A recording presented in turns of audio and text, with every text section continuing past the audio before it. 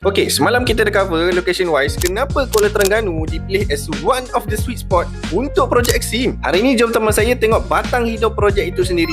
Ini dia. Wah. Saya suka betul lah tengok pendekatan seni bina projek ni. Dengan pemilihan tona warna pastel yang rich akan memberikan visual yang sangat elegan dan timeless. Kalau korang perasan, corak fasad dia seakan membawa metafora terdunas songket dekat situ.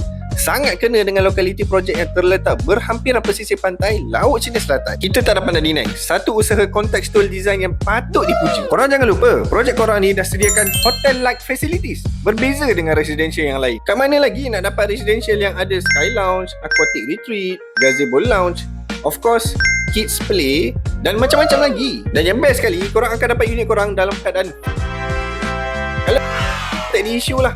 Siap ada operator yang berpengalaman yang akan jaga unit korang daripada A sampai ke Z, dari segi check in, check out, kemas rumah dan sebagainya. So korang tak perlu nak risau. Nak tahu lebih lanjut pasal projek ni, boleh tengok dekat bio